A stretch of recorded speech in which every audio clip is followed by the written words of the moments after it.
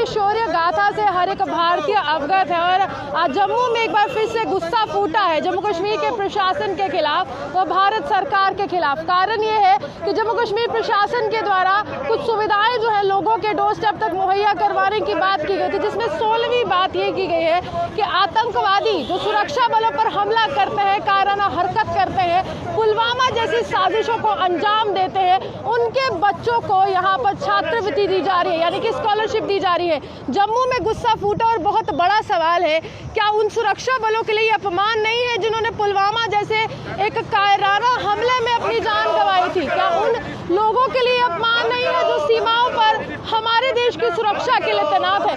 ये तमाम लोग यहाँ पर कुछ सवाल पूछ रहे हैं और सवाल इस तरह से है कि देश का किसान ग्रस्त है, देश का मजदूर ग्रस्त है, क्या उनके लिए सरकार सोचेगी, क्या उनके लिए स्कॉलरशिप दी जाएगी?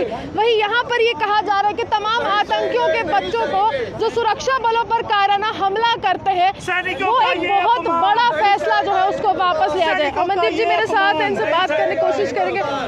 एक सवाल है, ये तो वही लोग हैं ना जो पीडीपी के साथ जब कोलिशन थी तो इन्होंने कहा था कि हम राष्ट्रीय सुरक्षा के लिए ये सरकार तोड़ रहे हैं, और पीडीपी के साथ किराना कर लिया था, और कहीं ना कहीं ये कहा था कि भाजपा राष्ट्र के लिए आगे आती है। देखिए, इनकी राष्ट्रभक्ति इसी से पता लगती है कि आप ऑनलाइन कर रहे हैं। सबसे जो दुखद ये है कि आपने उनको आप डोर स्टेप डिलीवरी में ले आए कि आपको आने की ज़रूरत नहीं है, आप पाकिस्तान जाइए, वहाँ से जिहादी बनकर आइए, यहाँ पर आपको भारतीय सेना से लड़िए, अटैक करिए, शहीद करिए सैनिकों को। जब आपको मारा जाएगा उसके बाद जो है आप अपने घरों में रहिए, भारत सरकार आपके बच्चों को स्कॉलरशिप दे देगी। आज उस माँ को क्या महसूस हो रहा होगा जिसने एक वीर पुत्र को जन्म दिया था? और हम हमेशा ये तस्वीरें देखते हैं कि जब आखिरी अंतिम जो विदाई होती है तो भारत का वहाँ पर नारे लगाए जाते हैं कि भारत माता की जय, झंडे से सैल्यूट किया जाता है। आज उस माँ को क्या महसूस हो रहा है? आप देखिए, आप जब भी, मैं भी एक पूर्व सैनिक हूँ, मैंने भी 10 साल की जॉब की है इंडियन नेवी में, और मुझे दुख लगता है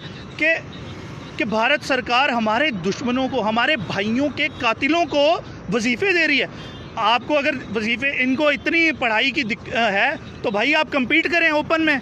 अगर आपको पढ़ाई करनी है, सरकार को इनको छात्रवृत्तियां देनी हैं तो उनको दीजिए, गरीब किसानों को दीजिए। ये मेरे साथ पंच साहब खड़े हैं, अरनिया के बॉर्डर एरिया से आए हैं, इनसे पूछिए इनके लोगों को कितने, वहाँ बॉर्डर पे कितने लोगों, आप गरीब किसान को नहीं दे सकते, आप मजदूर को नहीं दे सकते, आप किसको देंगे? जो हमारे देश के खिलाफ जिहाद के नाम पर कत्लो गैरत कर रहा है। कश्मीरी पंडितों का विस्थापन है, मेडल दिए जा रहे हैं, ये रिवॉर्ड दिया जा रहा है, और ये रिवॉर्ड देने की पॉलिसी जो है सरकार को बंद करनी चाहिए। पुलवामा भूल गए हैं, ये उड़ी का हमला भूल गए हैं। ये मुझे लगता है कि ये अपीजमेंट की पॉलिसी जो ये बातें करते थे, ये भी वही कर रहे हैं। खुद को देशभक्त कहने वाली भारतीय जनता पार्टी बताए कि किस तरह उनके ही गवर्नर साहब उनके ही अधीन हैं। कोई पॉलिसी वो अमेरिका से लेके नहीं आएंगे, वो केंद्र सरकार से ही पूछेंगे। और केंद्र सरकार ने ये किस तरह से दिया कि आप जो है उन लोगों को ऑनलाइन दे रहे हैं। आप मतलब कि आप ऑनलाइन सर्विसेज शुरू कर दी, आपकी स्कॉलरशिप ऑनलाइन मिलेंगी भाई। यानी सर्विस एट योर आप डोरस्टेप। देखिए, 6,000 रुपये लेता है एक एसपीओ 6,000 रुपये लेता है, और वो सीने पे गोली खाता है, उसके बच्चों को कुछ नहीं मिलता। लेकिन एक पीएचई वाला आप देखिए, वो दिन भर काम करता है, उसको नहीं मिलता। जो देश के लिए काम करो उसको तनख्वाह नहीं दे पाते, लेकिन वजीफ़े देने आतंकवादियों को, उन जिहादियों को जो जिहाद के नाम पर कत्लो गैरत कर रहे हैं। तरफ से कहा जा रहा है कि पाकिस्तान में आतंकी फैक्ट्री चलती है, उसको नेस्तो नाबूद किया गया, सर्जिकल स्ट्राइक की गई, एयर स्ट्राइक की गई। सरकार इस तरह से प्रावधान लाएगी, लगता है कि उन आतंकियों के जो, मैं आपको बता रहा हूँ कि इससे आतंकवादियों का मनोबल बढ़ा है। एक तरह से एक बात हो गई कि आप सीधा पाकिस्तान चले जाइए, वहाँ से ट्रेनिंग लीजिए, जिहादी बनकर आइए, कश्मीर में कत्लो गैरत करिए, पुलिस और सुरक्षा बलों पर हमला करिए, और उसके बाद जो है आपको जो है, अगर आप मारे जाते हैं तो आपको सरकार जो है, भारत सरकार आपके बच्चों का सारा ख्याल रखेगी, आपके बच्चों को वजीफ़े देगी। मैं तो कहता हूँ फिर पेंशन भी लगवा दीजिए इनकी। आप अपने खुद के एम्प्लॉइज़, आपके एसपीओज़ जो हैं वो 6-6 हज़ार पे बैठे हुए हैं, लेकिन सरकार को उनसे तकलीफ नहीं है। सरकार को करना है कि हमारे इनका क्या होता है। हाल ही में सर एक सरपंच की हत्या की गई थी, उस बेटी की गुहार पूरे देश ने सुनी और गुस्सा भी था। आंखों में नमी थी कि इस बेटी को इंसाफ कब मिलेगा। क्या उसके साथ भी नाइंसाफ़ी है कि उसका ये कहना है कि सरकार का कोई नुमाइंदा, केंद्र सरकार का कोई नुमाइंदा मिलने नहीं आया है, लेकिन रातों रात इस तरह से ऑर्डर फ्लैश होते हैं, इस तरह से मदद मुहैया करवाई जाती है। उस बेटी के दिल पर क्या गुजर रही है?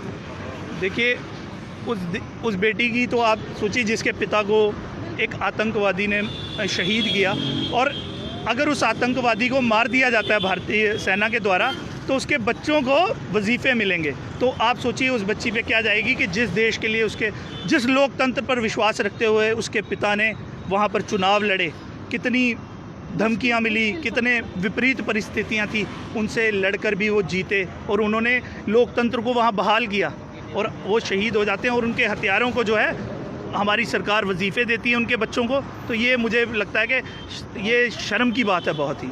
चलिए, काफ़ी शर्मनाक बात है, इनका साफ तौर पर कहना है, लेकिन कहीं ना कहीं ये देश के दिल पर भी चोट है, क्योंकि यहाँ पर अगर हम कहें तो सीधे तौर पर इस तरह से माहौल है, इस तरह से बातें देखी जा रही हैं कि क्या उन वीर जवानों की शहादत जो है वो बेकार गई है, जो तमाम देश की सीमाओं पर तैनात है? क्या उन लोगों की शहादत जो है वो यहाँ पर उनको अपमान मिला है कि जो देश में यहाँ पर पुलिस आई है इनको हटाने के लिए? यहाँ पर अगर मैं विक्रम चौक से मैं विजुअल्स दिखा रही हूँ, यहाँ सोशल डिस्टेंसिंग पूरी मेंटेन करके बैठे हैं। क्या हम लोकतंत्र में अपनी आवाज नहीं उठा सकते? हम टेररिस्ट के खिलाफ बोलेंगे और आपको अरेस्ट करेंगे। हम आपके मेल में बोल रहे हैं, ठीक है। चलिए, सीधे तौर पर आपको हम तस्वीरें दिखा रहे हैं कि किस तरह से यहाँ पर कहा जा रहा है कि वो बच्चे जो एसपीओज़ के बच्चे हैं, और हाल ही में आप जानते हैं कि जम्मू कश्मीर में काफ़ी रोष है क्योंकि डेली वेजर्स को समय पर सैलरी नहीं मिलती है। डेली वेजर्स के बच्चों का भविष्य कहाँ जा रहा है कोई नहीं जानता, क्या वो अंधेरे में है या उज्जवल है, ये कोई नहीं जानता। लेकिन हाँ, सीधे तौर पर एक बहुत बड़ा सवाल है कि आतंकियों के बच्चों को इस तरह से स्कॉलरशिप देना सही है या उन तमाम लोगों को देना सही है जिनके लिए आप कहते हैं कि कोरोना वॉरियर है। सरकारी विभाग के तमाम डेली वेजर्स जो समय समय पर यहाँ पर काम कर रहे हैं और यहाँ पर सीधे तौर पर लोगों को सुविधाएं मुहैया करवा रहे हैं। वहीं सीधे तौर पर अगर इस तरह की स्थिति बनती है तो देश में काफ़ी ज़्यादा गुस्सा जो है वो देखने को मिलता है, क्योंकि हर दिन हम तस्वीर देखते हैं कि हमारे जो वीर जवान हैं देश के लिए शहादत देते हैं और देश में गुस्सा भी होता है और हर एक आंख में नमी होती है कि आखिरकार आतंकी जो हैं क्यों नहीं सुधर रहे हैं। देश जो है काफ़ी मुश्किल घड़ी से गुजर रहा है, लेकिन अगर इस तरह से प्रशासन का कोई फैसला आता है तो कहीं ना कहीं दिल पर चोट लगती है। क्या हम उन वीर जवानों की शहादत को भूल चुके हैं जिन्होंने देश की सुरक्षा के लिए अपनी जान दे दी? इसी के साथ कैमरामैन गुलशन कुमार के साथ मैं रूहानी आपसे विदा लेती हूं। नमस्कार।